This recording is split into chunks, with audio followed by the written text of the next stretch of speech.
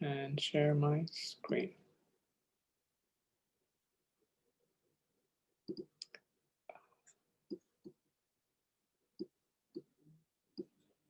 Feel free to admit any new members, David, and I'll make you co-host as well, Robert and Dimitri. Cool. Welcome, friends. This is Deep Learning Adventures and fun and engaging meetup where we talk about deep learning and as well as data science topics in general. So for the last couple of weeks, months, time has lost meaning with this virus now, but for the last few sessions, we've been taking this adventure on Kaggle courses. We've been talking about Python, data visualization, machine learning, and today we're going to talk about deep learning. So if you're joining us from Meetup, you can find us again on Deep Learning Adventures. If you're joining us from YouTube, welcome. All our sessions are recorded and posted on our YouTube channel here. I'll post a link soon on the chat. But as you can see so far, we did a session on Python, introduction to machine learning, and a data visualization, intermediate machine learning, and a Pandas series that Kathleen led.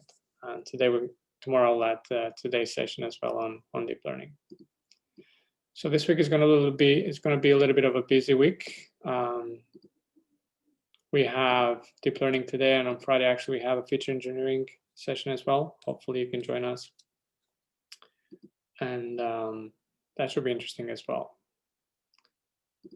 Cool. With that said, today we're going to talk a little bit about deep learning, and I'm joined by my great friends today, Robert, Dimitri, and David, and many other friends around the world. And if you're joining us for the first time, welcome. If you want to introduce yourself in the chat, feel free. I'll also put a link on our Slack channel so you can follow up offline as well. Awesome, that's all I wanted to share. Let me stop sharing and let me enable sharing for you, Robert, and you can start the journey. All right, welcome everyone. Great to see you all this evening, Wednesday, November 4th. Thanks again to George and David and Dimitri, who are my colleagues in this endeavor. We're going through the Kaggle series here on Deep Learning Adventures, and tonight we have the joy of going through the Intro to Deep Learning course. So I'll be leading the first few sections, and we'll hear from Dimitri in sections 4 through 6. And I think George is doing the Higgs boson TPU unit at the end of this. So without further ado, let me jump into the first unit. So you can all see my screen still? Yes. Welcome to Deep Learning? Yep. Wonderful. Awesome. Okay. And I guess what is the attendance here? We can have allow people to ask questions anytime they want. I'll appreciate if my co-organizers monitor the chat. I probably won't do that, but let me know if there's something interesting that should be answered. Yeah, got it. Otherwise, I'll kick it off. So this course is the Kaggle Intro to Deep Learning course. And the Kaggle courses are generally written for an audience that is new to the topic. So I expect that we have a fair number of people in this particular audience that may have seen deep learning before. However, we'll go through this course, and regardless of what level you're at, please feel free to ask any questions that you may have. This is a very friendly group, so don't be shy. So first of all, we have the welcome to deep learning screen. One of the things you should know about the Kaggle courses is that they emphasize getting up to speed and being able to run models quickly over going in depth into the theory. So that can be great for really showing you what are the minimum steps that you need in order to be able to use a model, in order to use a particular technique. But here at Deep Learning Adventures, we'll kind of give you a little bit of an overview. We're going to step through the course, but share our own perspective on it as we go. So the first question that they ask you is, what is deep learning? So deep learning is really a subset of machine learning. And so we should probably answer what is machine learning first.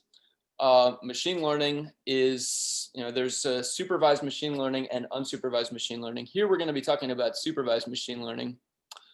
But the idea is that you want to be able to infer from a data set and a particular model that you have specified, be able to make predictions of a particular target variable on new data.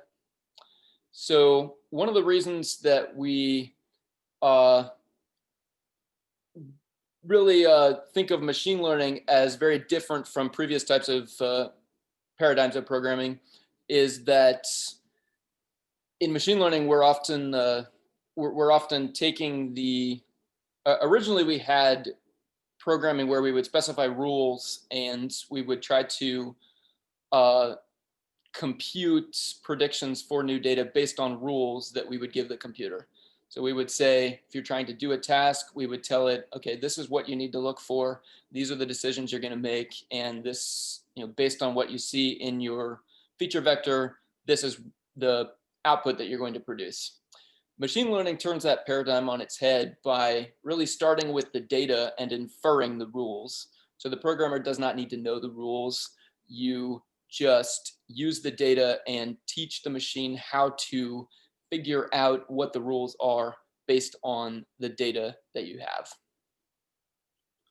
So deep learning is a particular subset of this machine learning that has become really popular in recent years because it's produced impressive results on a number of tasks.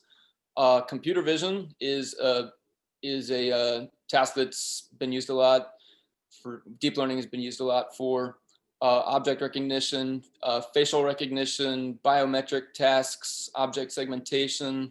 You can self-driving cars, a variety of applications here. Natural language processing, another really key field in which deep learning has been excelling recently. This is maybe auto machine translation. This may be question answering where you're retrieving an answer from a large corpus where you don't need to necessarily be able to read all of the documents in order to figure out where exactly you want to find the answer. Deep learning has produced some really impressive results in this field. So deep learning is the subset of machine learning that relies on neural networks with lots and lots of hidden layers. This is why they're called deep. So the hidden layers generally tend to be made up of linear units. So the first unit here we have is a single node.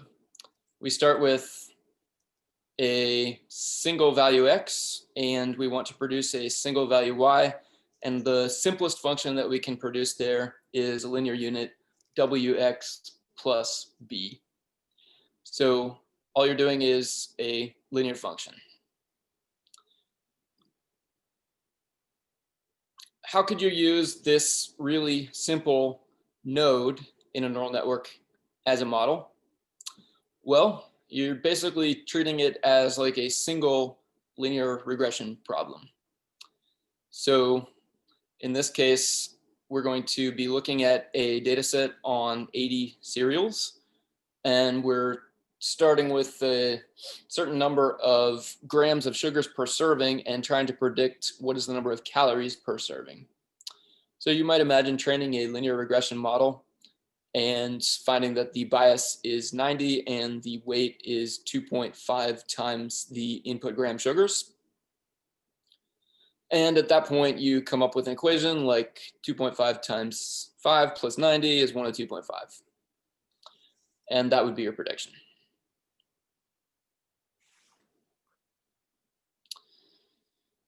You can also have more than one input.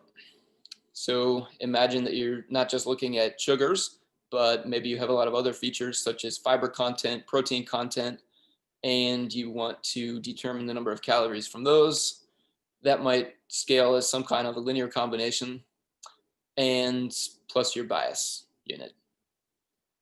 It's not too surprising that for this rather straightforward prediction problem, you might expect a linear model to work very well. The calories should be somewhat linear in things like gram sugar and protein content. But we're just going through this example in order to show how to build much more complicated models in Keras. So the first unit for the first example that they're going to give us is showing how to use the sequential mechanism in Keras to create a single linear regression model like this. So we have a couple of imports, and when you use the sequential method, you input a list of layers. In this case, there's just a single layer. And there's a couple of arguments you're going to need. Units. In this case, we're only trying to predict one thing in this layer. And input shape is list 3. And why a list? Well, there's only 3 input features here: sugar, fiber, and protein. But in certain prediction tasks, you might have an entire image or time series data, multivariate data being fed into this. So in general, you have input shape capable of accepting a multidimensional array. This could be the number of pixels in the horizontal and vertical directions in the image, for instance.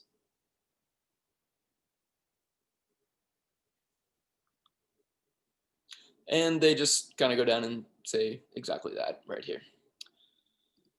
So the next thing you do in the Kaggle course is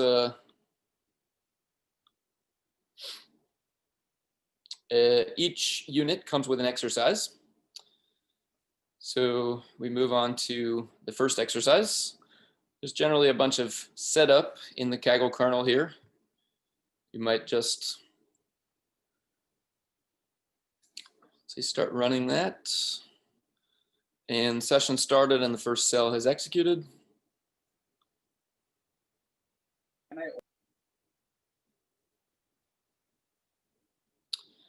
Handy trick for looking at your data is Pandas.Read Csv. We can see we're looking at this red wine data set here. A number of acidity, volatile acidity, more acid, sulfur dioxide, a whole bunch of content variables, density, pH, sulfates, alcohol. What are we trying to predict? We're trying to predict the subjective quality, I believe, as rated by a number of reviewers.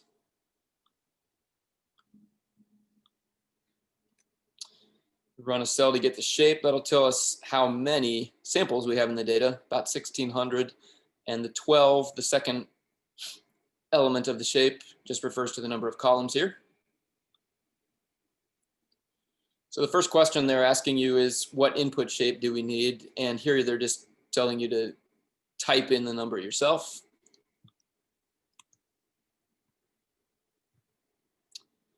So just as we did in the exercise, linear model, dense unit, dense with 1 unit, input shape 11.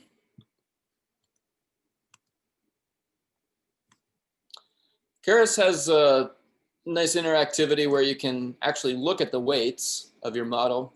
So what you've done right now is you've defined a model, and it has a bunch of weights that are randomly set and a bias that is not randomly set to 0. Now, the weights are randomly set in general because if you don't randomly set the weights, you'll end up with degeneracies in hidden layers of neural networks. However, in this particular case, since it's just a single prediction, you actually didn't need to randomly initialize the weights here. But for 99% of times you're going to be using Keras in any kind of neural network, any deep neural network, anything more than a single layer deep, you will need randomly initialized weights.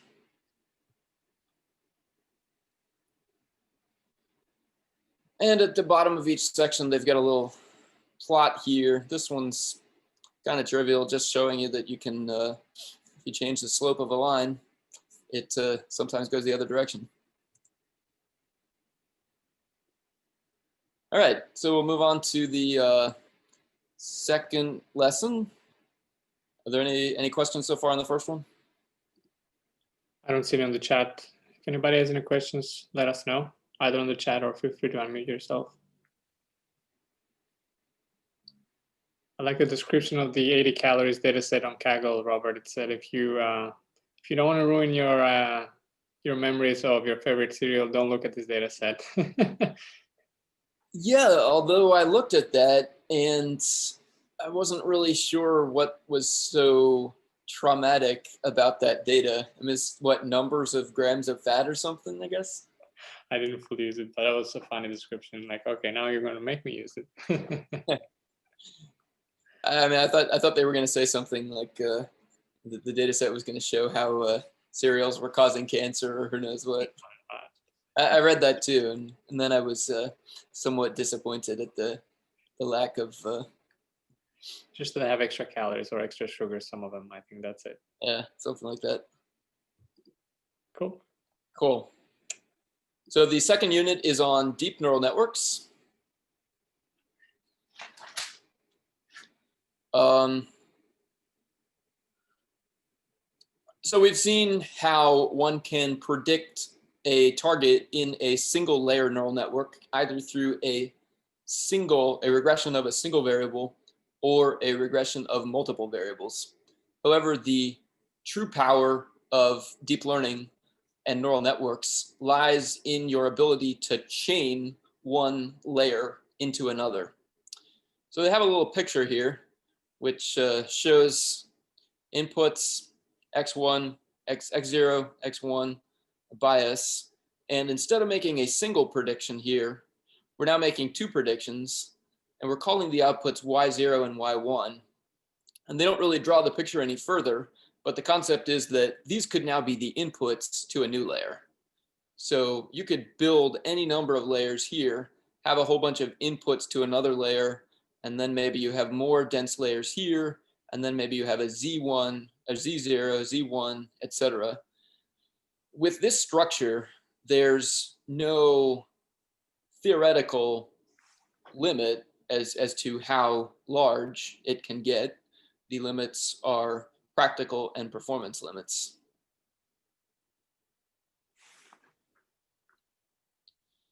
So we call each of these different steps layers. And they do want to point out that a layer, as defined in Keras, is a very general type of object. It's essentially anything that transforms the data. You may have what is a dense layer here, called such because every unit on the left is connected to every unit on the right. It forms I guess what you would call a complete bipartite graph. But there are other types of layers, such as convolutional layers, where that will not be the case. Not every pixel in an image used for a CNN will connect to every neuron activated in the first hidden layer, for instance. Recurrent neural networks may have also different types of layers. They can be used for feature engineering or simple arithmetic, and each of these links to that up. Maybe that'll, yeah, you can see with simple arithmetic, you can see it just the link in the bottom corner of the screen there is just an add layer. So Keras layers are very powerful, a lot of different things you can do with them. They can be very useful for certain things. So the next section, activation function. So what happens if you have a whole bunch of dense layers and they're all linear functions, like we had in the previous section? Turns out that if you chain a whole bunch of linear functions together, and you have a linear function here and then a layer over here with linear functions, the resultant composite function is still just a linear, or maybe to be more precise, an affine transformation. There is no nonlinearity that is introduced by chaining together multiple linear layers, and really no increase in model complexity achievable. So in order to really draw out the power of deep learning, we need an activation function. And an activation function is something nonlinear that we're putting between these linear combinations in order to allow them to behave in nonlinear ways. So the very first activation function that they show in order to achieve this nonlinearity is the rectifier function, which is known as ReLU, rectified linear unit, for most deep learning practitioners. And it's this function right here. And you would think that, well, it's really just 2 lines. How can this be non-linear? But just introducing this little bend here gives your function the capability of modeling lots of different relationships between features and target variables that you don't have if you're constrained to a linear model for the entire stretch of the domain of the variable. So for instance, this function here fitting a nonlinear relationship, you can see how this bended function, which slightly resembles a parabola shape, is achievable just by summing together multiple translations of this rectifier function together. So it turns out that with something just as simple as this ReLU function, as long as you have enough hidden units and enough layers, it's capable of achieving any nonlinear function that you could want to model.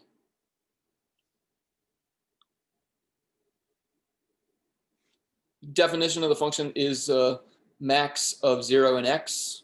So you have a line y equals x, line y equals 0, whichever one is higher. Pretty simple definition. One of the reasons that the ReLU is used with such frequency, I'd say there's really 2 big arguments for the ReLU. One is how simple it is, and it's really just 2 straight lines, one of them identically 0 and the other one just echoing back the input. And another reason is that when we have a function like this, it is really, okay, so regarding the simplicity, it's very easy to compute the derivative of this function. It's 0 here and 1 there, and we need derivatives eventually when we do backpropagation.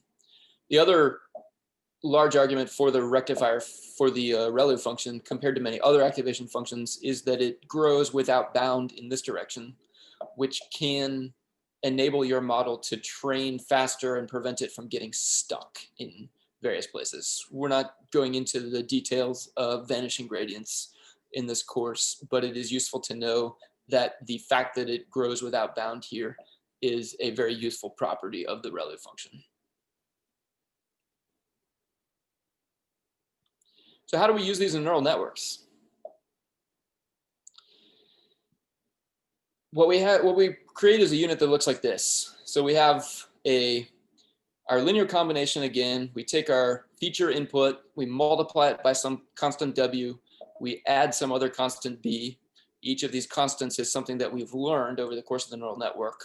And then whatever that linear combination produces, then we apply the ReLU function to that. So we take a linear combination, nonlinear activation of that linear combination, feed it into the next layer. The next layer may be the same. Linear combination of stuff, nonlinear activation function, and then another layer beyond that, etc. Which leads right into stacking dense layers. So in this one, we're just showing the same thing we just talked about here, how you can have hidden layers, multiple hidden layers. These are all dense because everything is fully connected. And every one of these has a ReLU activation function. Except the last one, where we just see the plus sign in here instead of the ReLU activation function. And the reason for that is that in the case of a regression problem, in this course, we are doing regression problems, at least for the first 5 units. When we get to unit 6, Dimitri will show us how to extend the methods we've learned thus far to classification. But for regression, we generally want to be able to predict a value that lies anywhere along the real line. And if we use a ReLU as our final output, we are unable to produce negative values out, which may or may not be desirable for certain regression problems. However, one would generally use a feature transformation in some way other than ending on a ReLU activation function.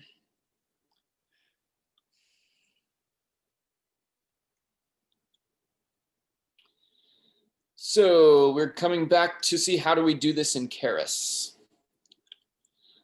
The sequential model, again, we have a list of layers, and now we have more than one layer in that list.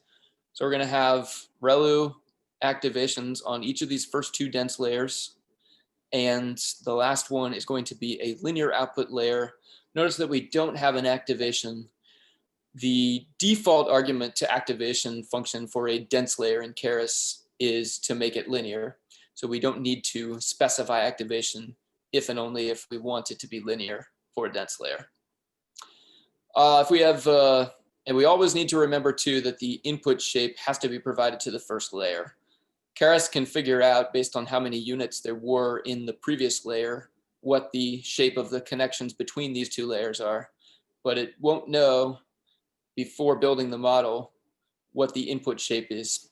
So it's important to feed that input shape in. And again, it's always a list, even if it's a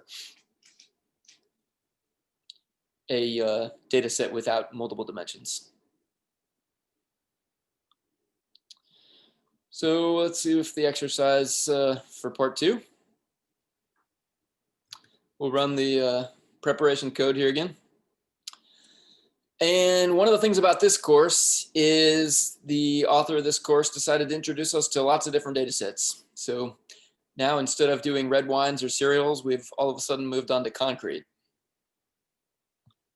So what are we trying to predict here? The target variable is going to be compressive strength. And the input variables are this host of rather difficult things to understand, but I believe they're all mostly components of the concrete in one form or another. They have some great names like blast furnace slag and super plasticizer. But for the purposes of this course, we don't need to be able to interpret any of those. It is nice to see what the shape is. We only have 1,000.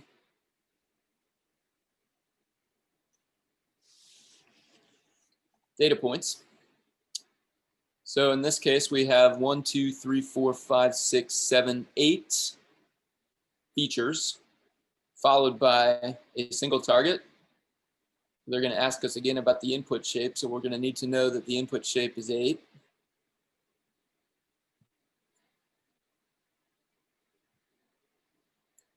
And now we're being asked to define a model with hidden layers, very similar to the one in the tutorial for this portion.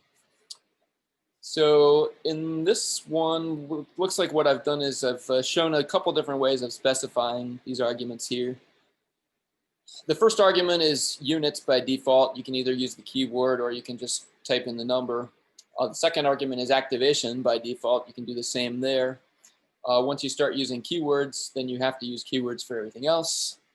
Another thing that is very useful to know is that there are strings that call things like ReLU activation, which are used so regularly, but you can also refer directly to the function itself. So Keras has activations module with the ReLU object, and if you want to see a little bit more information about that, you can even come over here into the Keras manual or the Keras documentation. I suppose you don't call these things manuals anymore now that they're all electronic. They're all automated. Nothing is manual. Yeah. So here you see a little bit about the ReLU function.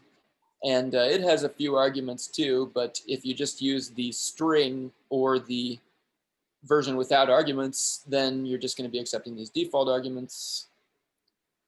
A little bit of information there, lots of other activations. We'll show a few of those soon. So another thing you can do is just type names of functions in the window here. You get a little bit of information. So that same information about the documentation, you could get a little bit of information about what the keywords are here. Here's another activation function, Sigmoid, which actually doesn't have any arguments other than x, no hyperparameters anyway. So now the section on activation layers. And in this part of the tutorial, they introduce, or I'm sorry, in this part of the exercise, they introduce something that they didn't show in the tutorial. So, and that's the fact that there's another way to use activation. You don't have to put it in the dense layer. You can also have a separate layer with activation specified. So in this case, instead of doing the original code was that you can separate them, dense, activation, dense, activation, dense. Now, why might you want to do this? Turns out that for many neural network processes, it's useful to sometimes be able to do things between your dense layers and your activations. And so the most common use case is probably a process called batch normalization that we'll learn about a little bit later in the course. But for now, just know that we can put them on different lines. So there's a nice little tool down here at the bottom of this notebook where it allows you to play a little bit with different activation functions to see what they look like. So the ReLU we already saw. Sigmoid here, you can just run the cell and it plots what a sigmoid function looks like. This is one that's used often for classification. We'll get to it a little bit later in the course. If you compress the argument there in the sigmoid, you might end up with something that shows you kind of what the range is. So 0 to 1, this is just a squashed sigmoid. What's interesting to note is that this squashed sigmoid is actually the derivative of the ReLU function in the limit, right? In the limit that the sigmoid goes to, that the characteristic length in the middle of the sigmoid goes to 0, then it's just a step function between 0 and 1. Some other functions they encourage you to play with here are the ELU, the scale, the exponential linear unit, the scaled exponential linear unit. Another one that's interesting is the swish. So if we type swish in here, and the swish, actually, it's interesting. The swish is defined as x times sigmoid of x. So if you think about how that's going to go, x times sigmoid of x, sigmoid is 1 up in this, approaches 1 up in this region. So this is going to approach x. And then in this region over here, sigmoid goes to 0 faster than a linear function grows to negative infinity. So this is going to approach 0. And what this is basically like a smoothed ReLU function, if you think about it.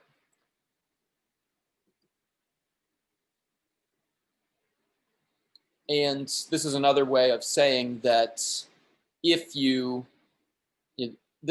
ReLU function is sort of like the swish function, but with the length scale of that sigmoid squashed down so that all of the bending is occurring right here at 0. One other thing I wanted to show is you can go into, so here's another common use. This is now changing those default parameters on the ReLU function. You can see this is how you might generate a leaky ReLU.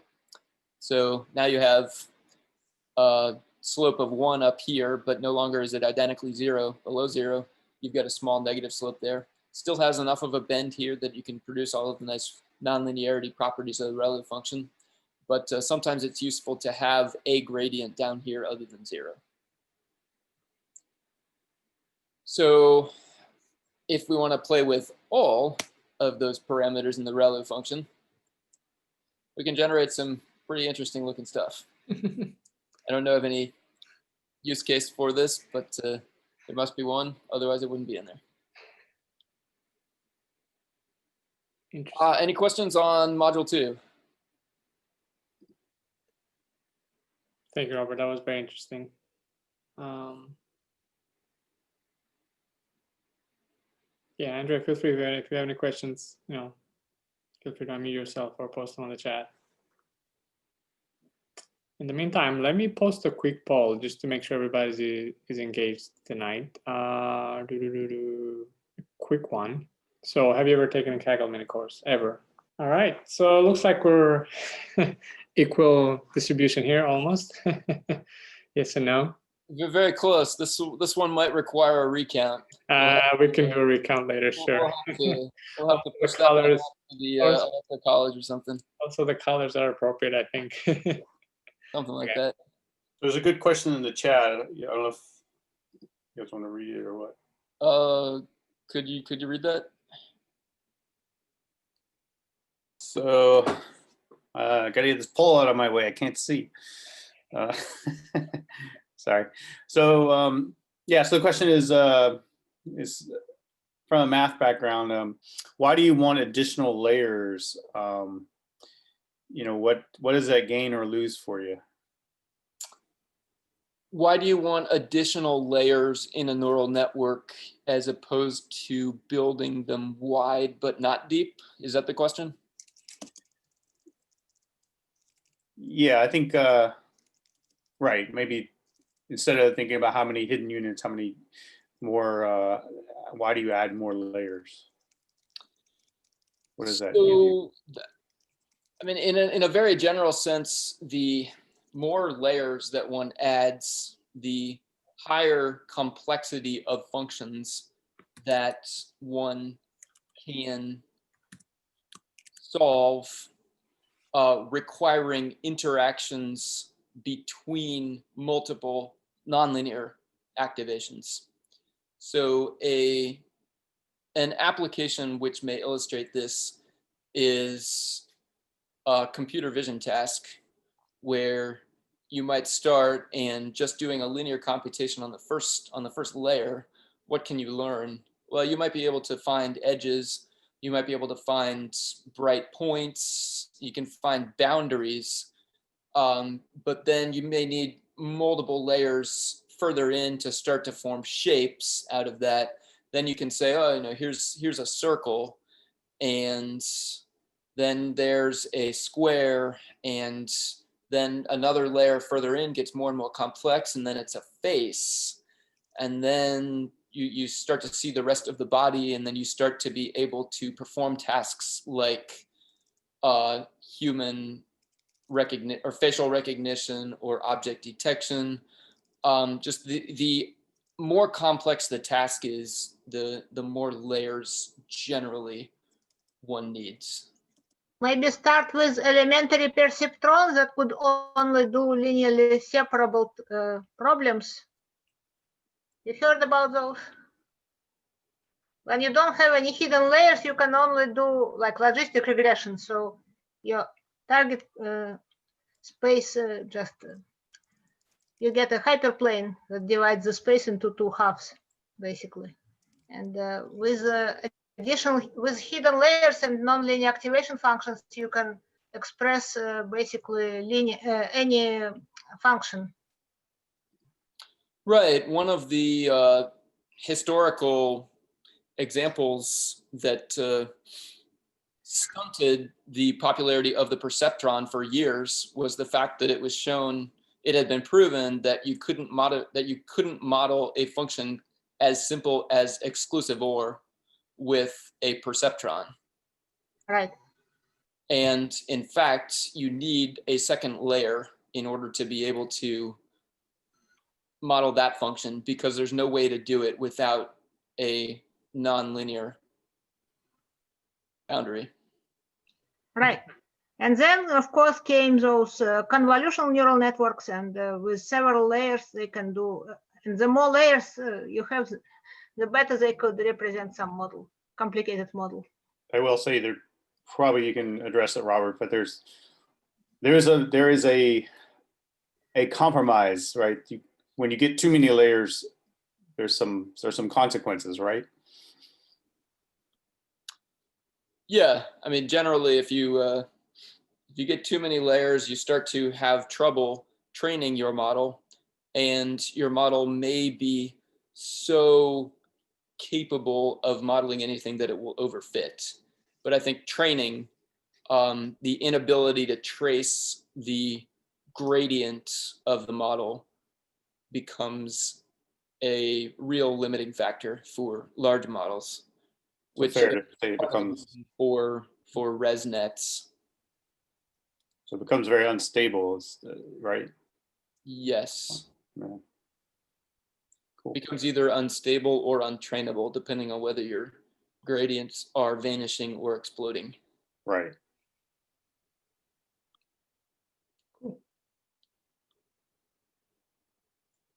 So let's move on to the stochastic gradient descent section. So we've done 2 lessons so far, and we've talked about model structure, we've talked about activations, and we've seen 3 data sets, but we still haven't said anything about how do we teach our models how to learn in order to predict better on our data. So there are 2 key components that we haven't shown yet. And those key components are a loss function and an optimizer. So a loss function is a way of quantifying. When we come to a machine learning question, we want to know how we're going to improve the model performance. What we really need to answer before we can even talk about improvement, we need some way of quantifying model performance, whether it's good or bad to begin with. We need to have some way of saying what the performance is before we can say how to improve it. So the loss function is a way of quantifying the current performance of your model. And because it's defined as a loss because you want to make loss as small as possible. So this is a minimization objective. So the loss problem here is basically telling you what problem are you trying to solve. And they should go in and show a few different loss function possibilities. We have a MAE, mean absolute error, MSE, mean squared error, Huber loss. Mean absolute error is, as it says, just take the absolute value of the difference between your prediction, this line, and your data set, any point here. The mean squared error takes these things and squares them rather than taking the absolute value. So it's a L2 loss versus L1 loss. And in general, these 2 methods track each other, but there are important differences to know about.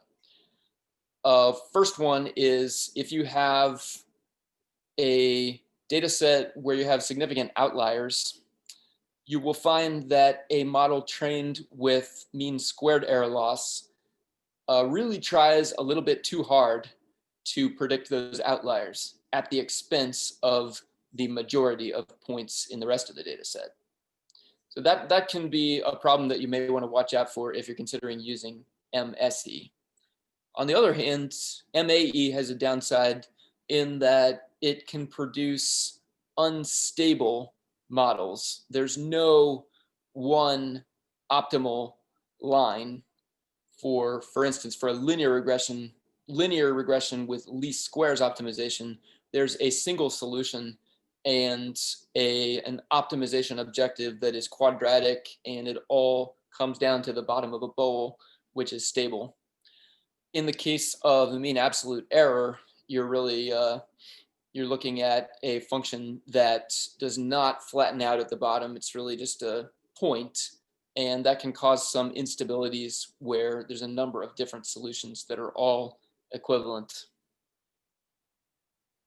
So the Huber loss is a way of trading off and taking both, maybe what might be the better part of the MSE and the better part of the MAE. So for, I think I have another link. This is a 5 regression loss functions all machine learners should know. This was a nice little blog post here. I don't know if you can see the URL. I'll post it in the chat later. Mhm. But it's a good read. It shows some of what we just talked about here, where mean squared error is stable. Mean absolute error can produce some instabilities here at the bottom and large jumps even when you're close to the ideal. And Huber is essentially taking the linear portion of L1 loss along with the quadratic portion of L2 loss at the bottom. So it's trying to take the best of both worlds. There's advantages and disadvantages of that, but I would encourage you to consider using the Huber loss if you have a problem where MSE and MAE, neither one is ideal. So now we have stochastic gradient descent, and we're looking at the optimizer. So we've talked about a loss function, but the loss function just defines what problem you want to solve and how you're going to measure it, but it doesn't tell you, given a particular solution, how are you going to get to a better one. When you build an enormous neural network with lots of neurons, and you can have hundreds of thousands, millions of weights, and it becomes computationally infeasible to search the entire weight space for the optimal value. You have to use heuristic methods to try to get better and better solutions. So the optimizer that we're going to use here is stochastic gradient descent, which is to say, you're going to calculate a gradient. You're going to figure out, based on where you are currently, what direction should you be going, and then move a little bit in that direction. It won't necessarily get you to a global optimum, but it will hopefully get you to a good solution pretty quickly. It should be noted that if you have networks with hundreds of thousands of parameters, especially if there are more parameters than samples, there will be many, many possible combinations of parameters that are fine solutions for the neural network. So the challenge is really just finding one, because the random weights you're given at the beginning are not likely to happen into the correct answer. So in this, they have a nice little visualization here where it basically says stochastic gradient descent, you're taking a few samples. You're not taking your entire data set. You're picking out one sample or a few samples at a time. It cycles through pretty quickly, but it's just batching these things. And then as it trains, the loss lowers as this thing moves closer and closer to the thing, closer and closer to the data set. But you have continued noise down here within the training loss because you're stochastically choosing your points. The alternative would be a batch gradient descent where you take the entire batch and only move after you've calculated what the error is over the entire training set. That would produce a much smoother curve here, but in practice, that can be very inefficient because it takes you a long time to go through the data set each time. You can learn a lot about your data set by sampling it, and you can get to a much lower loss much more quickly if you don't force yourself to read every single data point every time you want to make a step. So that's the idea behind stochastic gradient descent.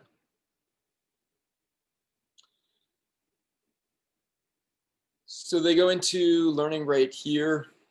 Learning rate is just how, based on the gradient, how far down do you want to go? ADAM is a stochastic gradient descent algorithm, which stands for adaptive momentum estimation, I think, and adaptive moment estimation. And this is, the nice thing about ADAM is because it adapts the learning rate and kind of tunes it while you're going, it works pretty well right out of the box, and you rarely have to tune it. It's self-tuning in a sense, as they say here. So it's a really great choice for most purposes. How do you do this in code? Model.compile, optimizer, choose the optimizer, again, just a string. But again, every one of these things is accessible through the API if you want to change the defaults the way that we just showed with the leaky relu. And the loss function here, MAE, again, defined just through a string. So red wine quality, data set. Now they're going to show us how to actually train deep learning models. There's a big code block here and a couple of interesting things going on in this code block. They are manually creating train and validation splits, not using the train test split out of scikit-learn. And the other key thing here is that there's a rescale. The features are being moved from these initial values, which had very different scales. Free sulfur dioxide, 20 something. Citric acid all seems to be a number between 0 and 1 perhaps. And taking them all and similarly scaling them between 0 and 1. And this will help with training substantially. You're given random weights at the beginning, and it will generally train a lot faster if you start by rescaling your features to the 0-1 interval. I think this is all just stuff that we've seen already. Until we get down here, we have the model.fit. This is the training step. This is the one that's going to take the longest. You give it the training features, you give it the training target, you give it the validation data, batch size, epochs. Batch size 256 tells you how many points you're going to read before moving your weights at all. Epochs is how many times do you go through the entire data set.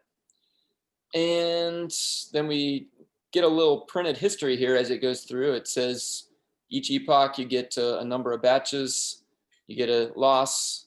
This is a little bit difficult to read, so maybe it's better to plot it as they do here using an instance method out of pandas. And that's the end of the tutorial. So we'll just take a look at the notebook here quickly to see if we've missed anything important.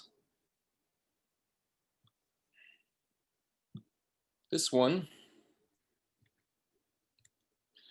using another data set yet, fuel economy.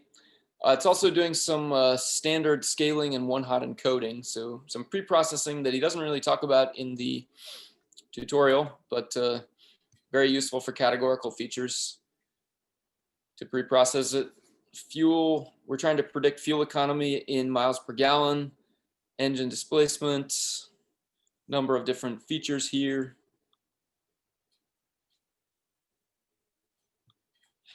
We have a 4-layer network with a linear prediction on the end after 3 ReLU activations. We have to compile with our model loss and optimizer.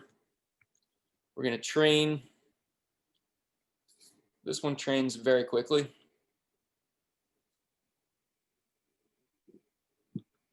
Look at the loss. One thing that they did not do in the tutorial here was split the train and validation set off from each other. So it's really kind of difficult to evaluate how well you're doing, but the training is not improving greatly anymore. It's going up and down based on the different batches and based on noise. If you really want to determine whether you think that your loss is going to decrease further, it's best to look at both the training and validation. The other thing I wanted to mention is that there's a pretty cool little video here at the bottom, which an animation actually of a couple different learning rates, batch size, num examples, trying to show the trade-offs between different combinations, between large learning rates, small learning rates, batch size. Batch size can be large versus small. Very small batch size produces a lot of noise, but it trains very quickly. Large batch size trains slow, but training is very smooth. Learning rate, good learning rates can get to where you get to basically stable solutions here. If you turn in a poor choice of learning rate like 1, you might have an unstable model. So it's important to keep the learning rate low enough that it's not unstable, but not so low that it's incredibly slow. In this one, learning rate of 1 is unstable and your solution is all over the place. Oh, wow.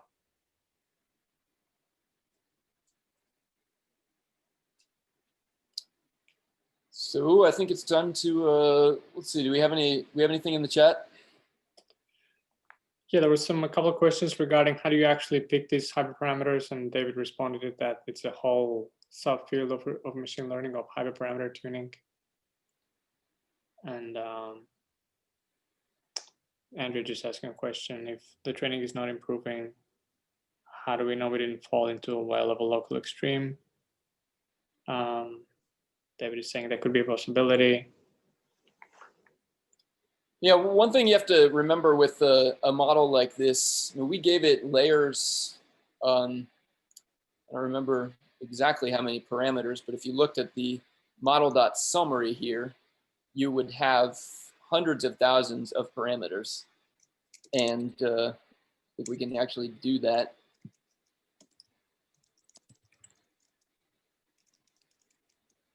Hundreds of thousands of trainable parameters, and we only had a few thousand samples in the data set.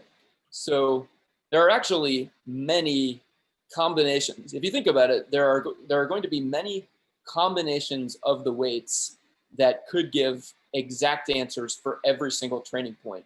Mm-hmm. However, the probability that we will ever encounter one of those is 0, because the frequency of such points within the vast 100,000 dimensional space is high.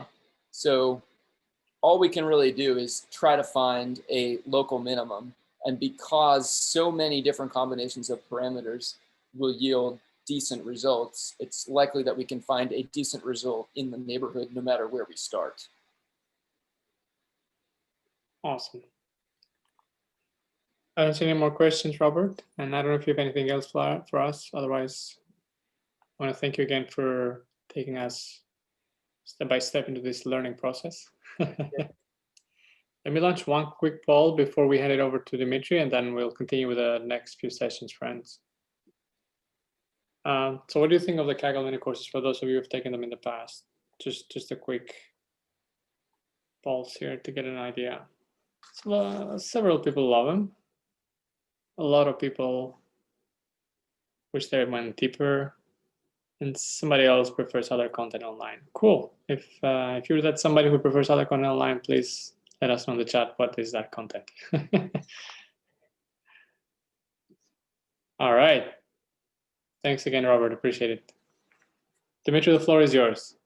Yeah, so I'll try to be I'll try to go relatively quick to leave time for your notebook, George. So I'm going to cover 3 sections on underfitting, overfitting, and then the dropout and batch normalization, and then we'll go through a complete exercise on classification. And so let me start with the overfitting, underfitting. As we have discussed already, deep learning models are very flexible. It's very easy to build a very large model in Keras with just a few lines. The architectures might differ, the number of layers might differ, and so the question is, how do we actually select the model that is adequate to the data and the model tasks that you have? And so that's where the ideas of underfitting and overfitting actually give us the theoretical sort of framework to evaluate different models. So I'm not going to interpret, or read the text. Let me go straight to the picture, which is a fairly classic picture you would see pretty much everywhere. And by the way, it doesn't relate only to deep learning models. So any machine learning framework, I would even say, actually has this overfitting, underfitting concepts as integral parts. So underfitting is the left part of the of this chart, and basically underfitting is a situation when your model fails to learn the pattern even in the training data. So the first hurdle is to make the model learn the training data, right? Even before you go and try to generalize, what you want to make sure is that the model is powerful enough or has trained for long enough that it picks up the pattern that exists in the data. And there may be quite a few reasons why it underfits. Like, for example, the data itself might be very complex. Like, for example, the signal to noise ratio might be very low, or you're trying to predict a new sort of X to Y mapping, and so the data might be inherently very difficult. The model that you selected might be not powerful enough. Like if you're trying to model, for example, a computer vision problem with a linear type of approach, you would probably fail because linear models are not powerful enough to express computer vision or natural language processing tasks. And so what you want to do is you want to build your model, so increase the complexity, the capacity of the model, or train it for long enough so that it picks up the patterns in the training data at least. And so you avoid underfitting by increasing the capacity of the model. And then what happens is at some point you go into the other extreme. Your model becomes very powerful. Your model picks up not only the patterns that exist in the training data, but it starts picking up the noise that exists in the training data, right? And so it fits the training data too perfectly, and that's why it loses the ability to generalize to new data. So let's remember that what we actually care about is not the training data, right? We care about the validation or the test data, and so we actually the final objective is to find the optimal point somewhere in the middle, which is adequate to the data we have. So when the model has learned enough to express what it learned, but not too much, so that it tries to fit every peculiarity, every noise it sees in the training data. So this whole thing is really not only just important theoretically, and as I said, you would see this in basically any machine learning textbook, but also in a very, very practical context. So basically, most of the hyperparameter tuning that you do is in this or that way relates to trying to find this optimal model capacity. They also show like a few examples, like again, if this is the data, if this is the data generating process or the data you have, which is basically a parabola with some noise, and you're trying to approximate it with just a linear function, of course, the linear function does not, approximate the data well, and that's the underfitting, right? You're trying to model complex pattern with a very simple, weak approximator, so you fail. Now the other extreme is on the right.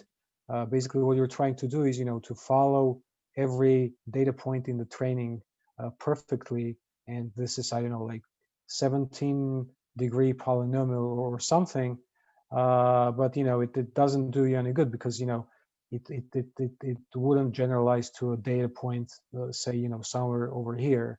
So actually, what we want to do is try to find the right power. In this particular case, it's probably just a quadratic that explains the underlying pattern. Yeah, they describe the capacity of the model.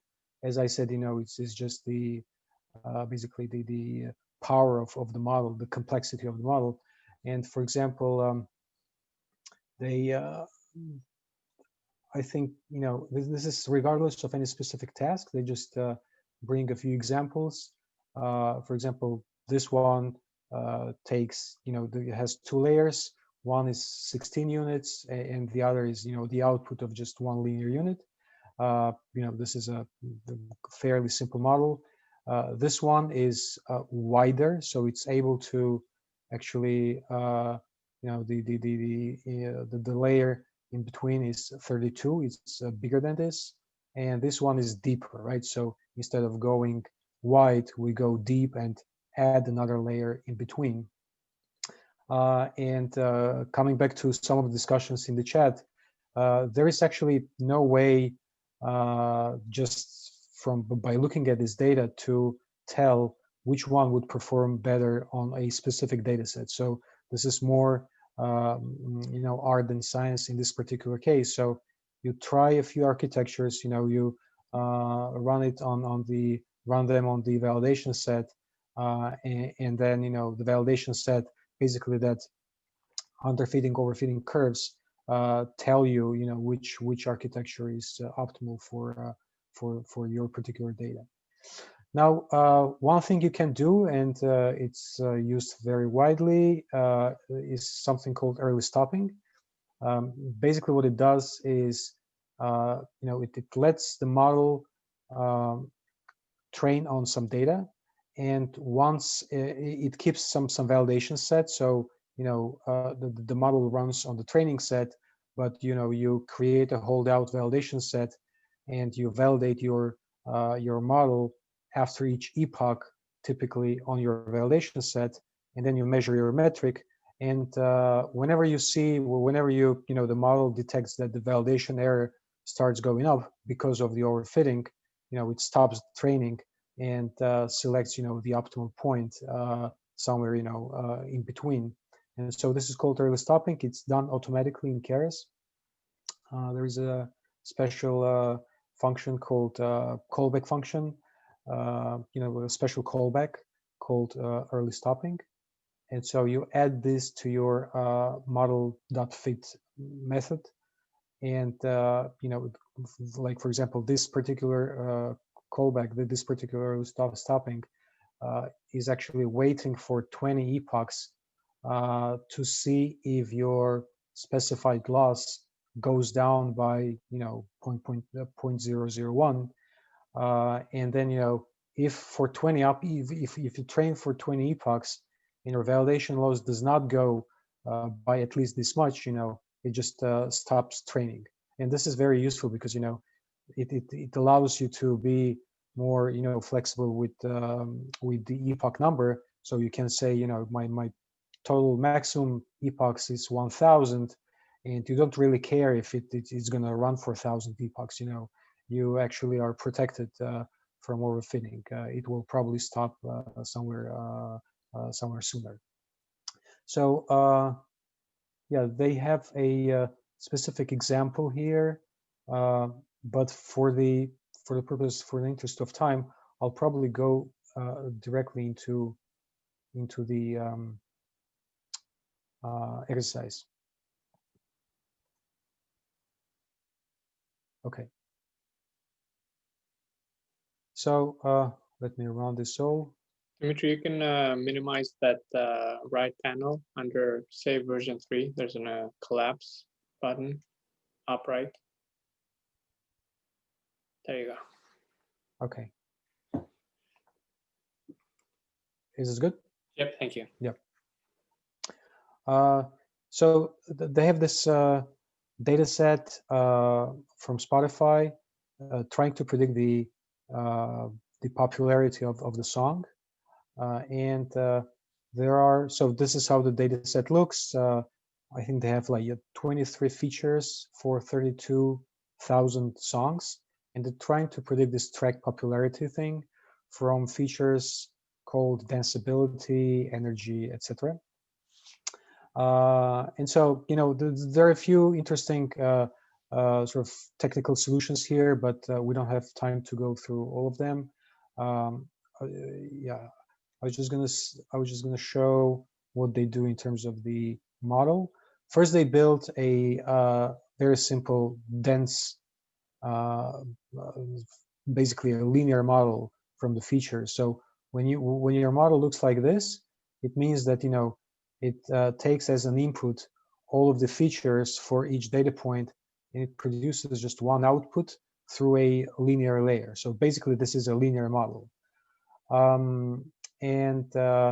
So there we are, where we train for 50 epochs, and the result we get, oh, it hasn't trained yet. Yeah, is it still training? While it's training, yeah.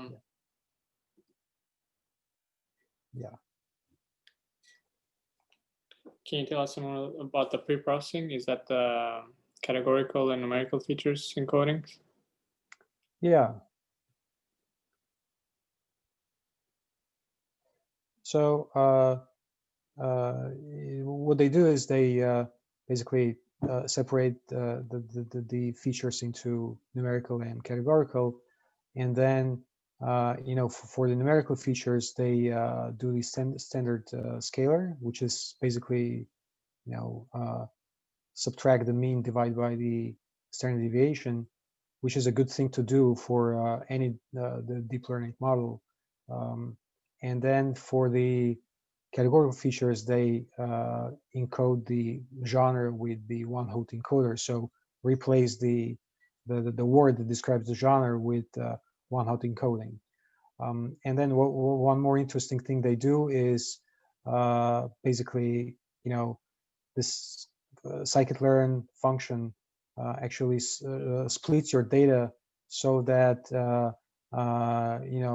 like in this particular case, the artists get into different subgroups. So basically, no artist is both in the train and validation, and so you use this group shuffle split, which splits by a particular group. In this case, by the artist. So this is pretty useful and interesting for other tasks too. Cool. I am not sure why it seems to be still running.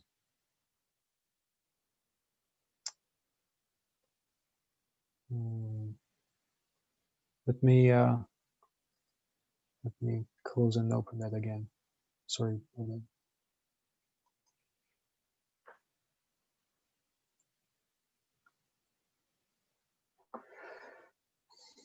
Let me just quickly run that one by one. This is not a large data set, right? Say again?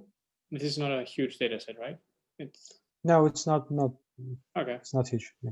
30,000. 30,000. Yeah.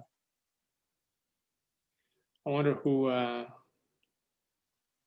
labeled this data to tensibility and yeah, that's very interesting. Yeah. Likeness and energy. Energy and yeah, it okay. So here's the picture we get.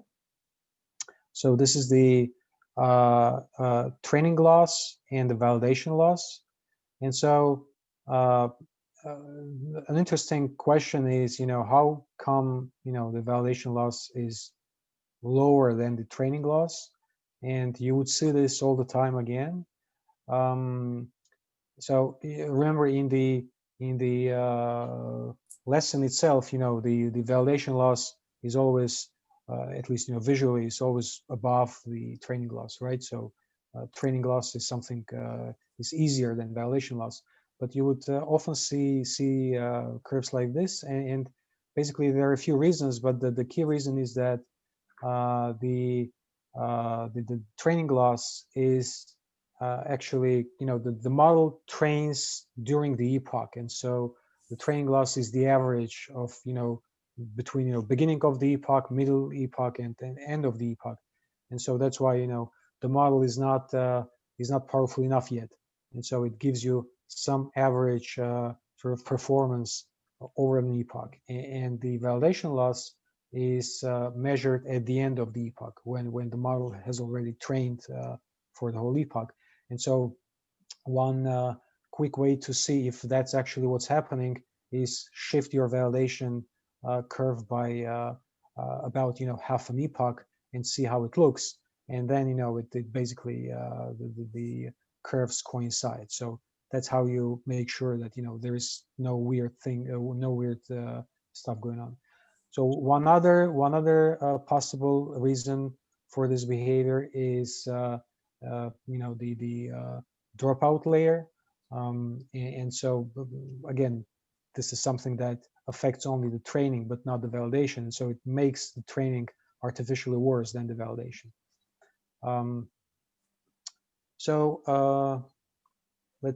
Let's evaluate the. Oh, this is not the case. Yeah. And one more thing I was gonna bring your attention to is that the loss itself for the linear model is 0.19. So this is basically 19% mean absolute error on average, 19% of the true popularity, even the basic linear model. And so then we add capacity. We add 2 layers, quite powerful, dense layers in between the input and output.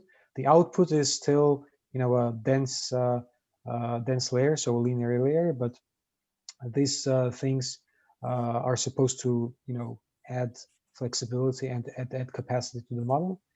And then we train that for 50 epochs, I think, yeah. And what we see is the validation 0.1965, which I think is interesting. The popularity is on the scale of 0 to 100, and there are songs all over the scale. And a very powerful model is only very marginally better than a simple linear model. And this is the training history for the very powerful model. So the train loss goes down very fast, but then this is exactly where we see the overfitting, right? So starting from epoch, even in epoch 5, I think the validation loss does not go down anymore, and moreover it goes up, because the more we train, the more model picks up the noise of the data, not the actual pattern. And so when it picks up noise, it performs worse and worse on the validation side. So this is exactly the picture we've been talking about. So the task is to select the best validation the best validation loss somewhere on this line, probably somewhere around 10 10 epochs, and then basically all this training is you better not do this training after the validation loss stopped decreasing. And so the way to do that is add a early stopping callback, again as we described. So wait for 5 epochs, at least 1000 decrease, and then let me run this.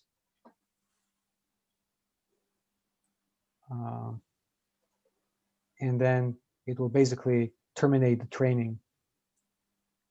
Yeah. So we terminated training, after 10 epochs. It doesn't go beyond that. Okay, so let me quickly move to the other section. This section is, I'll be very quick. So they describe 2 techniques. One is called dropout. Dropout is very simple. So during the training time, the algorithm, basically switches off a certain portion of your layer. So dropout is defined for each layer. So after a layer, you can add a dropout layer, and it will basically say switch out say half of your neurons, and then it affects only the training.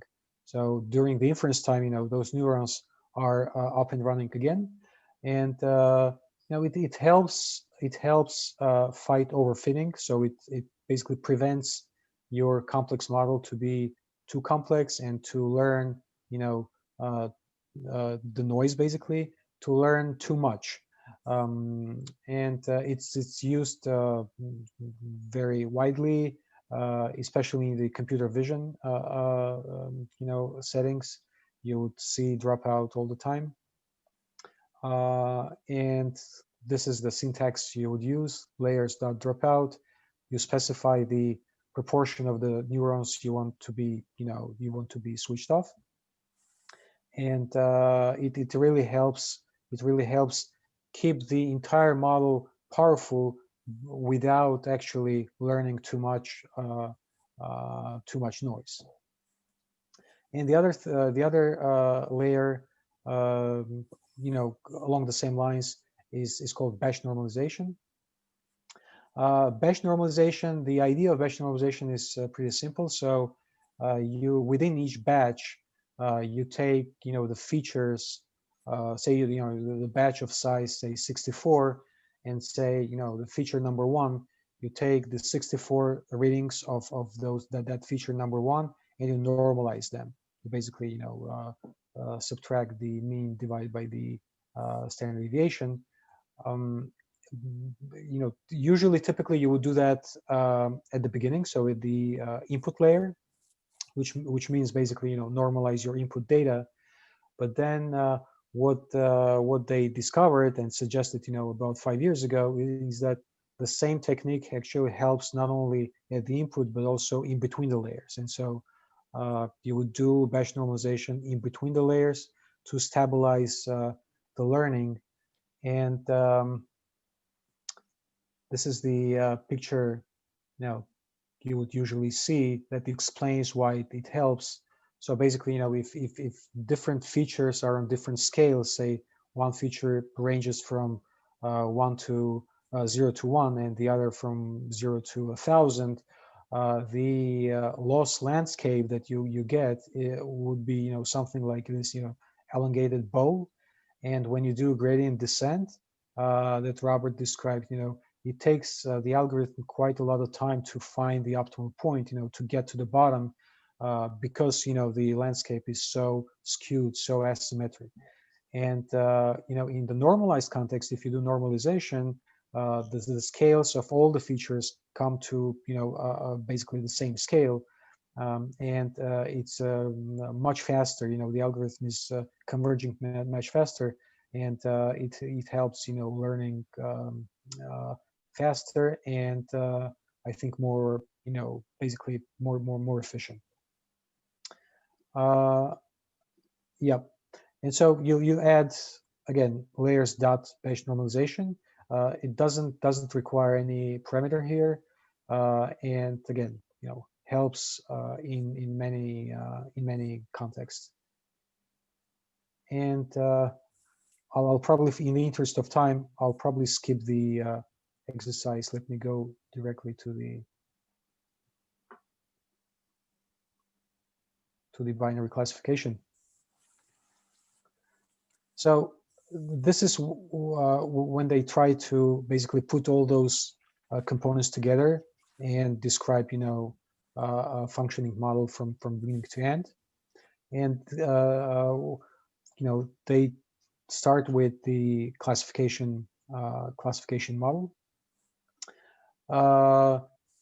There is a discussion of the metric and the loss. The metric you would use for something like cat-dog classification is accuracy, when you don't really care much or more about dogs than the cats, or vice versa. What you care about is basically some sort of composite measure of accuracy, how good model is at predicting the right class. And so accuracy is that metric specifically. In some other contexts, if you care more about, like, for example, correct diagnosis versus incorrect, or correct, conviction versus incorrect, etc. So sometimes dogs and cats are not equally important, and so then you would use something, another metric from confusion metrics. So accuracy is not the only thing we use, but in this case, it's perfectly fine. And then the cross entropy is a regular typical loss for any type of classification problems. In this case, binary classification problems. I'm not going to go into the math, but this is basically how it looks. It penalizes the wrong the wrong prediction of the class. So if this, for example, if this class is 1 and you predict probability of 0.2, your loss is going to be big. And if you predict the probability of 0.8, the loss is going to be smaller. And so one thing I was going to actually share. Can you see the screen, George? No, only your browser. Okay, so let me.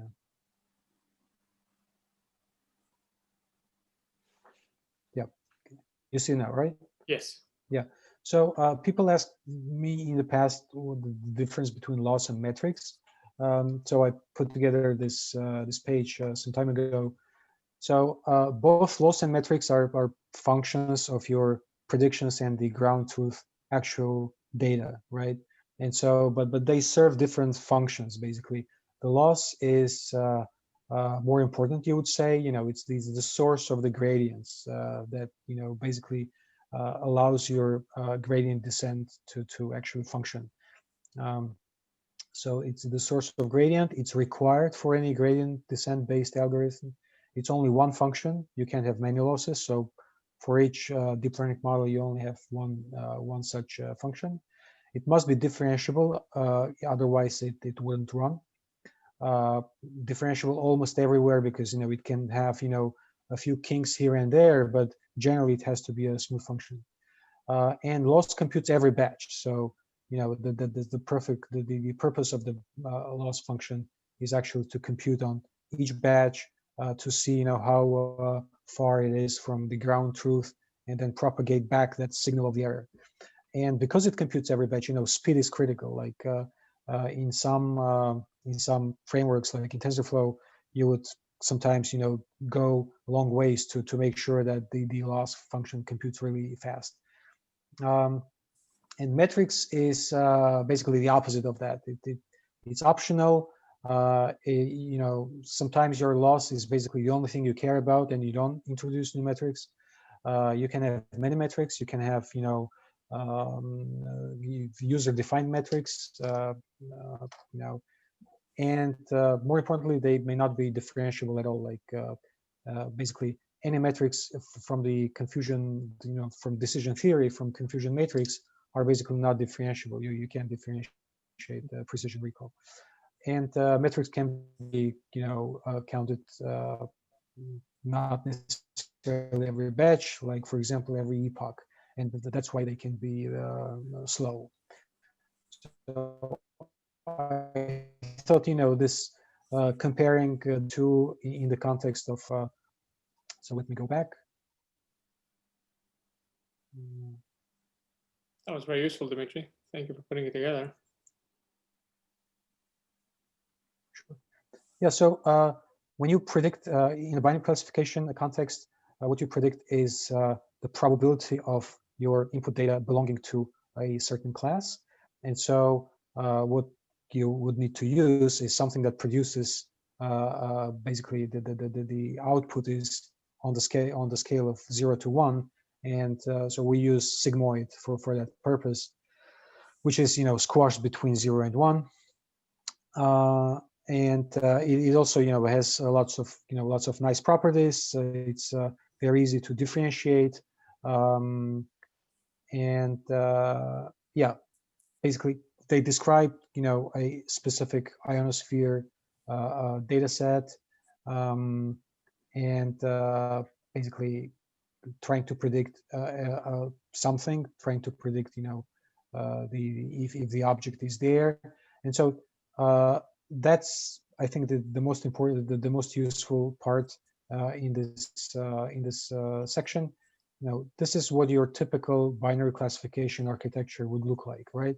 So you have some inputs, you have some intermediary layers, and they can be a value, they can be some other activation functions, but the output is sigmoid. So, and you mentioned like this: activation equals sigmoid.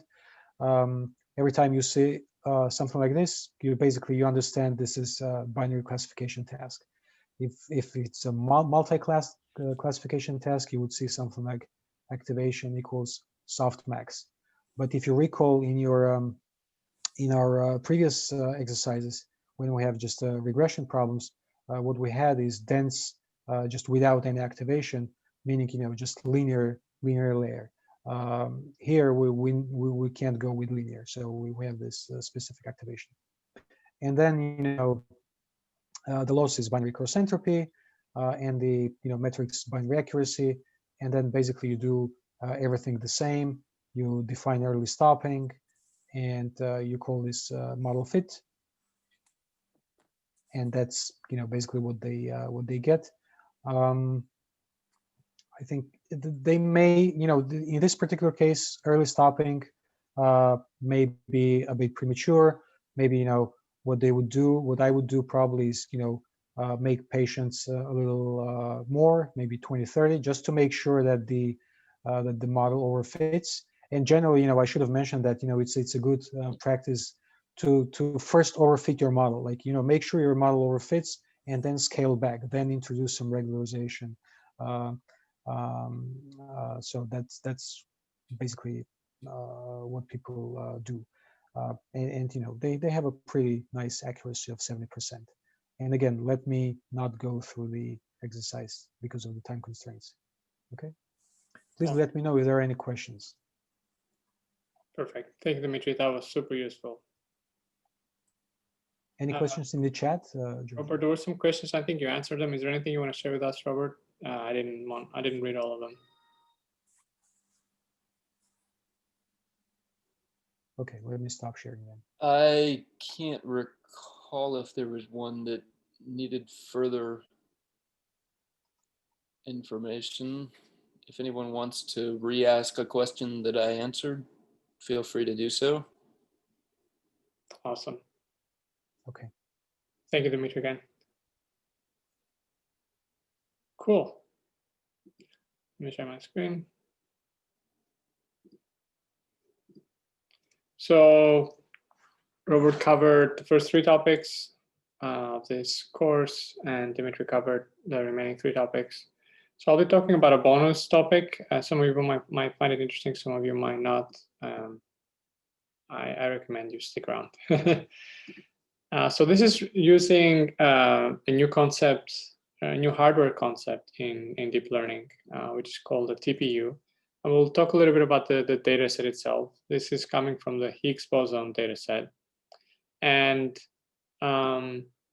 if you come from a physics background, which I know a lot of members of our meetup come from, this was a theory that was trying to reconcile a major glitch, as it's called here, back in the 60s, where basically in the weak electromagnetic force, that there was discussion around the mass of the different particles, namely the photon, the W and the Z bosons. I think the theory was not accounting for their mass, and we know, I mean, from experiments, physicists know that the W and the Z particles are 100 times more heavy or heavier than a proton. So something was off. And there were in the 60s, these 2 scientists, Francois and Peter Higgs, made a proposal to solve this problem, and they introduced this Higgs field, or this Higgs particle that basically gives mass to these W and Z bosons when they interact with each other. That's my limited understanding of the theory. I have links on the notebook that I also shared on Slack, and feel free to check it out. But basically, there was a large experiment done in 2012 with a large hadron collider, and If you're a fan of the TV show Big Bang Theory, that's what they all talk about. If you're a fan of the Big Bang Theory in general, this is something interesting as well. So basically, you do a bunch of experiments at high speeds, and you collect these massive amounts of data from these experiments. And now the goal is to detect, not immediately, but through interactions, if this Higgs boson is there or not. Robert, correct me if I said something incorrect. Awesome. So we're going to inspect a little bit of the data and see how it looks like, and define our network and see. This is basic classification model. So we'll try to detect something, if something is there or not. And this Higgs data set, let me, so we're going to import TensorFlow first. We, in Kaggle notebooks is using 2.2, which is not the latest one. The latest one is 2.3 point something as of now. So in our input data set, we have a bunch of. George, I was just going to say real quick, there's an environment setting in Kaggle to fix TensorFlow or the environment variables to the versions of the libraries when you first create it. Mm-hmm. Or you can free it to use whatever the latest one they have installed. Mm. And I think this one's probably set to whatever the original creator of this was using. So that's why it's 2.2, because 2.3.1 is actually the latest on the platform. So it's, anyway, just going to point that out in case people are writing Kaggle Got it. notebooks. It's in those, you know, when you turn on like TPU, GPU, all that. Mm-hmm. There's one called environments, and you can, I believe that's where you set it. Okay. Just for. Good to know. So if you want another version, you can adjust it there, I guess. Cool. Thank you, David. So we'll be looking at just some sample records from the training folder. There's a training and a validation folder. This is typical when you do training. You split them up into different folders, and then you can use something called TensorFlow datasets, where you can point them into the respective folders, and you can pull the training data from the training folder and the validation data from the validation folder. So I'm only looking at 2 records here, and the data is actually binary, so I don't know if there's much for us to see here, but it contains a feature object in JSON here. This is not readable. And it contains a label and with a value, for example, 1. So this would be a positive example or a positive record. And it contains the second record, another set of features with a value being 0. So this would be a negative example or record. I don't know if there's a way to actually inspect this byte list. I was looking around a little bit. I couldn't find a way. I'm curious. People have used this before. So the format is actually TF records, which is like a specific TensorFlow format for storing large data. And in terms of Sorry, what was your question, George? If you could inspect a little bit this byte list, I mean, can you convert it maybe to string, or is this? Yeah, I've seen there's quite a lot of code around TF records and what are called messages. These are actually messages inside there. And you have to pull out the message and then undecode it and everything to look at what the actual. Yeah. Because from the description, all I could tell is that there's 21 low-level features and 7 high-level features. There's about 28 features there. But it's bytes to me, so I can't really tell what's the content. Cool. So in terms of networks, so basically this is a classification, a binary classification model. We detect our task. We detect the presence or not of something, in this case, particle. And we've seen the simpler models that we've seen in the past. We've seen a model where it takes several inputs or several intermediate outputs from a previous layer and combines them into one using, a matrix multiplication and bias. We've seen deep models where, let me zoom in a little bit more, where you could have multiple layers, hidden layers, and you have one sigmoid activation function at the end to perform the binary classification task.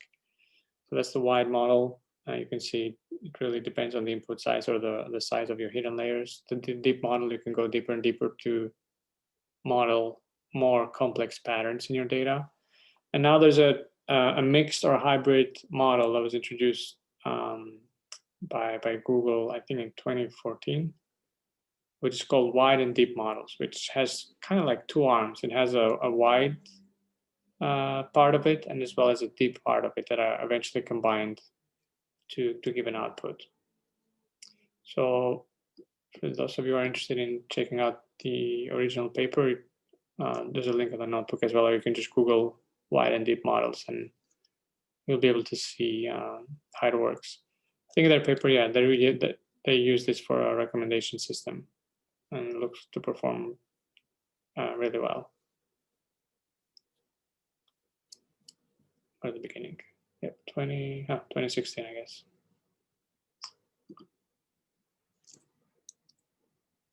Let's zoom out a little bit.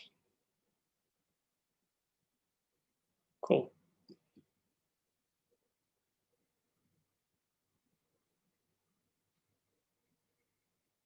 So it says here in the original implementation, categorical features were hard encoded, which is something typical that you do for categorical features, and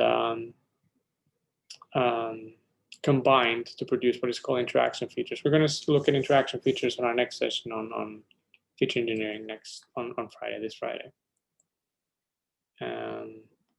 Cool. Then the other thing that's new in this notebook that I hadn't used before was a tensor processing unit, a custom accelerator, a hardware accelerator built by Google that is very good with doing all these kind of multiplications. Think of it as a high-end GPU, basically. And in this picture is a TPU that actually has 8 TPU cores. This is a version 3. There's 3 versions of them. And half of this orange-looking core here is actually 1 TPU. So there's 4 of them, and each one of them has 2 TPU cores. This way you have 8 cores here.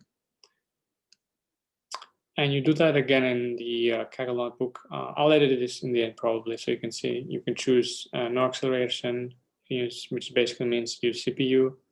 You can choose use GPU, graphical processing units, or use a TPU. There are some hyperparameters that we're going to use later, specifically a number of units, how many units we want our wide or our deep model to use, what kind of activation function we want to use, in this case, a rail activation function. We'll use a dropout layer that Dimitri mentioned, and in this case, we're going to drop about 10% of a collection of activations before they end up on the next layer, and some batch size as well. Awesome. This setup was new to me. I hadn't really used before this libraries and all these new classes in TensorFlow. So, and there's a difference if your notebook uses version 2.2 of TensorFlow versus 2.3. So this one is using 2.2, so it's using this version of initializing the network and the TPU in these commands to actually set it up. So you have this TF distribute cluster resolver, as well as a connect to cluster initialize TPU system. And then you come up with a strategy object that later we're going to use. And if we print out that strategy dot number of replicas, you can see how many cores, how many TPU cores we have, and that's 8. Just trying to poke around this strategy object, and has a lot of attributes and methods. Again, I haven't used this much, so this is all new to me. We're not gonna take a deeper dive in the strategy object. We're just gonna see how can we use it to actually train our model. So before we train it, let's define some visualizations that we're gonna use. So we're gonna use Pandas to read the data, or sorry, to plot some visualizations or create some new objects. Matplotlib to do some visualizations, some styles here in terms of look and feel. Then we're going to import this Kaggle. I think this is a custom library here, Kaggle datasets. And from TensorFlow input output, we're going to import this fixed length feature. So I looked up online, and this is a good class for using if your data is fixed length input. I'm curious if anybody else has used it and what is, its pros and cons. Then something else called TF Data Experimental Auto-Tune, and I have a note below that. We're going to take a deeper look what it means. So those are the new classes that we see in this notebook. And then we've seen Keras before from TensorFlow import Keras, the high-level API of TensorFlow. Its layers and callbacks modules as well. Awesome. So first of all, we have to read the data, and we need a little bit of setup to do that, simply because our data is in this TF records format. So to do that, we actually have to write what is called a decoder. And if you notice, this is an interesting function. It's actually what is called a factory function or a generator function. It's a function that actually returns another function. So it generates a function, basically. So it takes as input this feature description, which is probably the description of our features.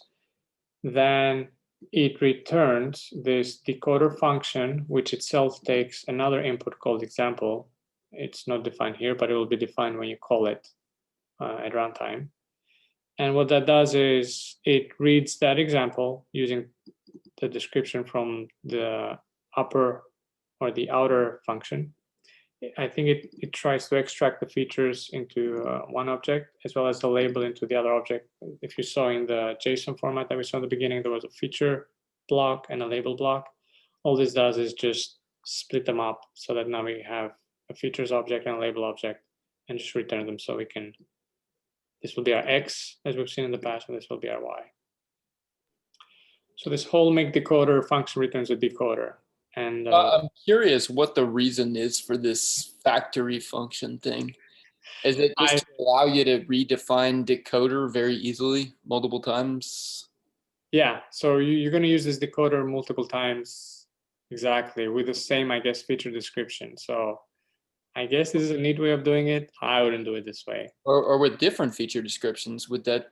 Oh, different, yeah, or with different. But to me, this is closer to like what are called decorators in Python, and I have a link here. But basically, if you have, to me, you use this if you want to do the same thing again and again and again in a concise way. A little bit more of a code reusability, I would say, but it takes a few minutes to understand that actually this returns a function that has its own arguments, but also some dependencies from the outer function. So let's see where we use it, right? Let's look at this make decoder and where do we use it. So then we define this load dataset function, which takes the location of our files. It takes this decoder that we define above. It uses this auto-tune feature that I'm going to explain in a moment. And then basically what it does is it creates this data set from tfdata.records where the file names are pointed, some options, and this map here now is a function that we want to call on each record, and that function is the decoder function here, which basically parses out the features and the labels. And this auto-tune, I found that very interesting. There's a link as well here.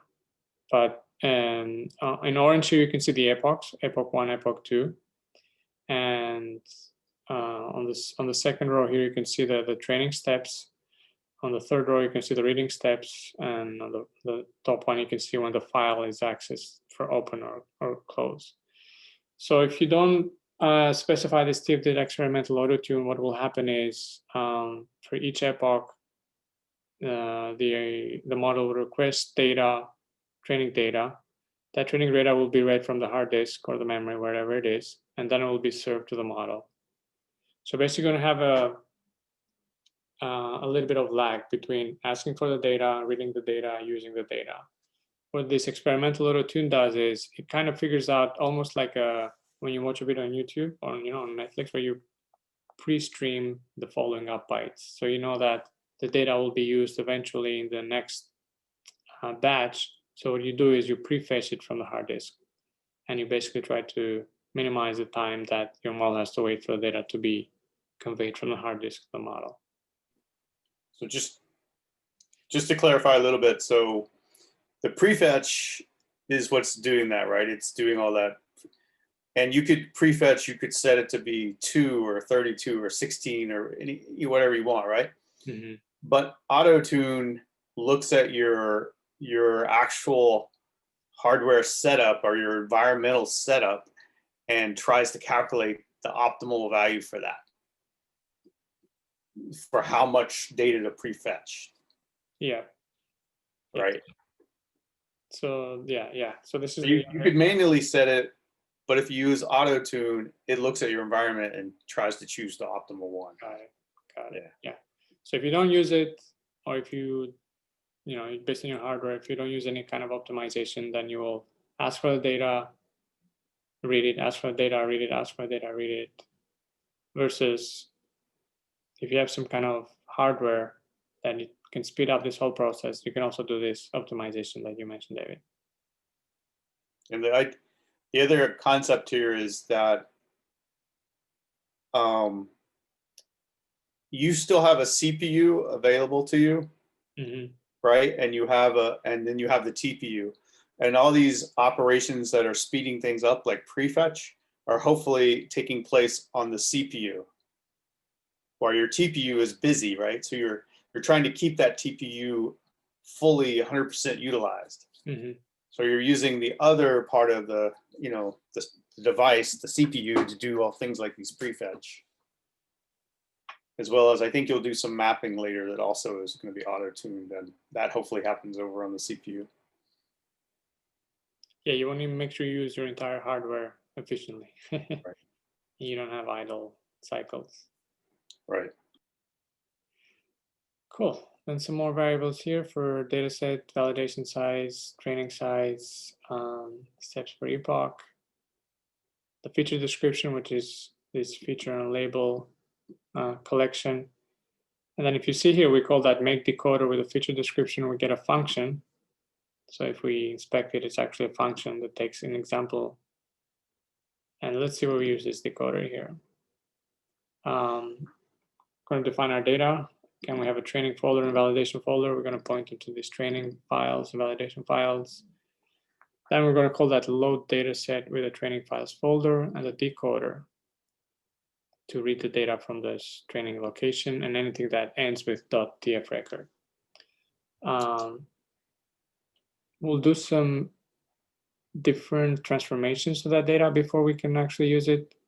So we'll cache it. So I think this is just a speed up transformation, right? So you're caching into your RAM so you don't have to read it again every time you need it. This repeat, I'm not sure what it does, apart from the obvious. Do you know, David? It basically makes it into a infinite data set by basically looping it, right? So, yeah. So in case you call it multiple times, you'll continue to get data. You won't get any data available. You shuffle it. You want to make sure every time you call it, you get different order of data. You don't get the same order, so that you don't pick up some noise in terms of order when you train your data. You have a specific batch size so that you can also tune this to see how that impacts your model. This prefetch auto, I think it's using that, that auto-tune feature where it's trying to detect based on your hardware that you mentioned, David, how much data can it prefetch at a time so that you don't have to wait. The TPU doesn't have to wait for all this operation to take place. They kind of happen automatically in the background for you. So you do the same for validation. You just point to the validation files folder. You don't do any repeat. You don't do any shuffle here. And the batch size is the same, and the prefetch is similar. So all that just to get our data and data pre-processing in place. Now let's see how do we define the model. For the deep model, we're going to use what is called a dense block, which takes as inputs the number of units, how many units we want. what is the activation function, the dropout rate, as well as any other weights or arguments. So that one is also defined as this nested function or this function factory. And it will use a dense unit, a regular fully connected layer. It will be the input layer, the first layer with number of inputs. It will use a batch normalization layer after that, an activation layer based on the activation that we choose, as well as a dropout layer using the dropout rate that we provide. So that if we call this dense block, it will return us basically this function that when we call it with inputs, it will actually give us this dense block. For the wide network, we're just going to use this experimental linear model. Does anybody know? Do you know, David, why how this is different from like a dense layer with or just a model that uses just dense layers? I don't know. It's a short, I think, where do they use it? They use it down further, right? So yeah, I'm just curious, well, what's so special about it? I mean, it says linear model, but I didn't go through the documentation to see how is it different from like a collection of dense and dense layers. So that's the wide part of the network. For the deep one, we're going to use that dense block that we defined right here. Number of units is a hyperparameter. Again, activation is also a hyperparameter. It was ReLU above, and dropout, I think it was 0.1. So we're going to use 5 of them, dense blocks back to back. And then the output will pass through a single linear dense layer. So the activation by default here is linear. Then our model will be the inputs and the outputs. As you see, this is using the functional API of TensorFlow, where you do a transformation step by step, and this is the input, and that input is transformed to this output, which becomes the input for the next row or the next layer. So we have the wide part, we have the deep part, then we have this experimental wide deep model where you specify the linear part and the deep part and how they're combined. In this case, we're doing a classification task.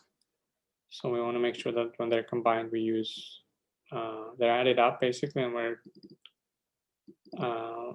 what is spit out is, what is created as an output is basically Sigmoid.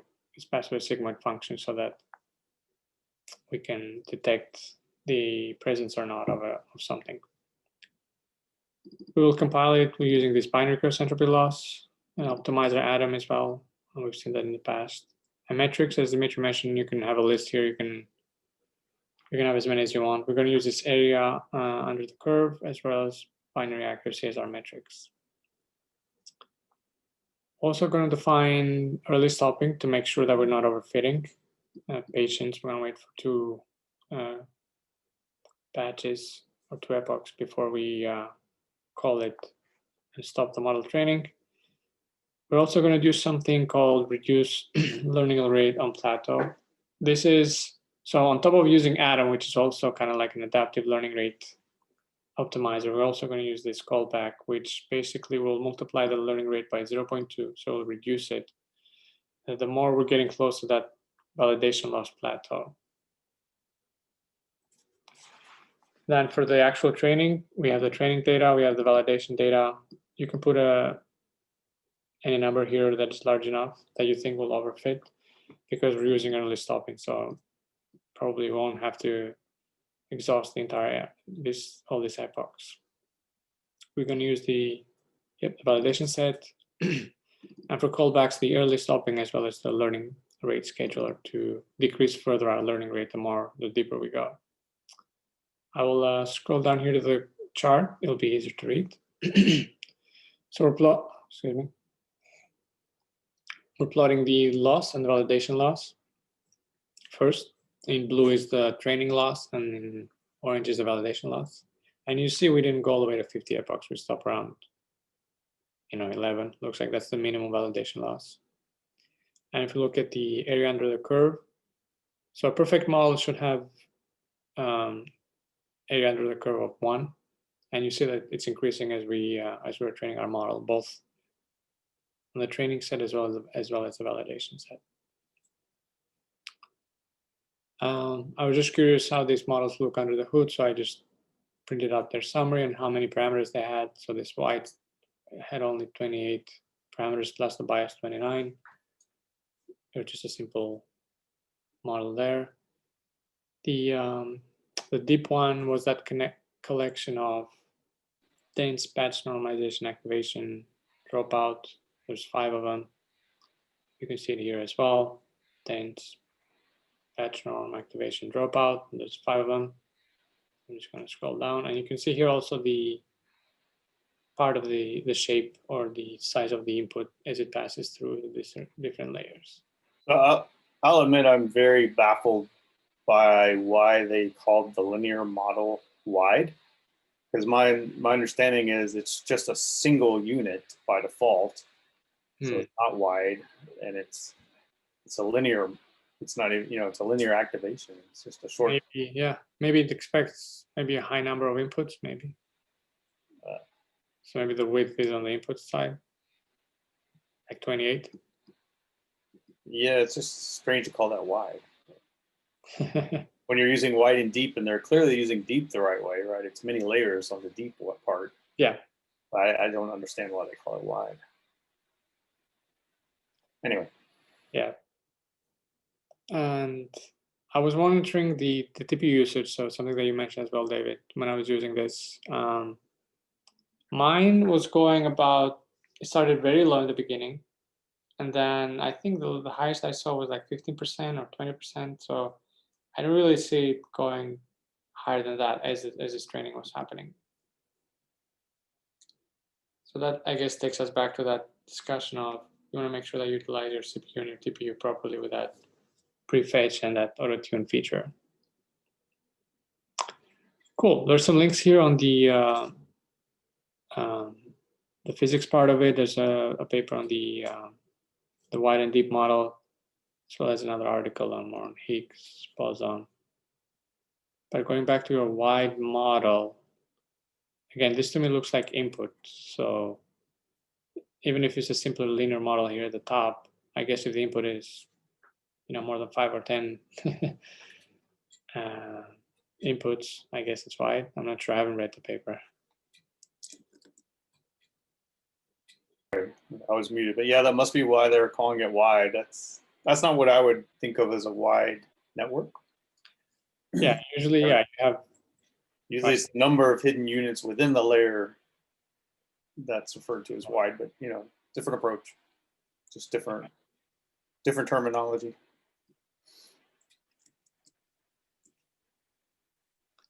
Cool. That's all I had.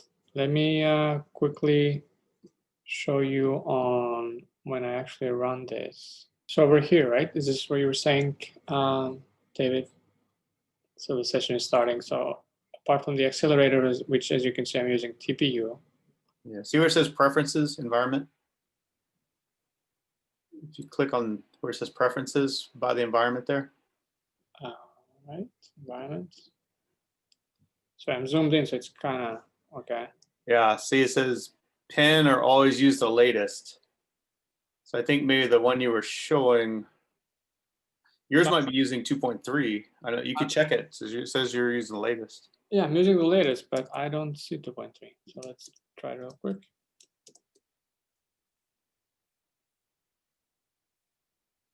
I know in Colab you can install any model or any version you want. I don't know. No, 2.2. Huh. That's bizarre. Right. Can you install the latest manually on Kaggle? I haven't done that. You can, yeah. You Okay. can use pip and choose Maybe which one you want. Okay, cool. Awesome. Awesome, friends. I'll post the recording then tomorrow. It'll be on our playlist here we shared on chat. And join us on Slack as well if you have any questions. It's always a fun place there to talk. And for next Friday, we will be talking a little bit about feature engineering. This is going back to machine learning. And we'll be talking about categorical encodings and as well as feature generation. We saw a little bit about interactions today. We'll take a deeper dive there, as well as how do we select the best features when we have so many of them. So I hope to see you next Friday. And that said, let me know if you have any questions. I'll stop sharing right now.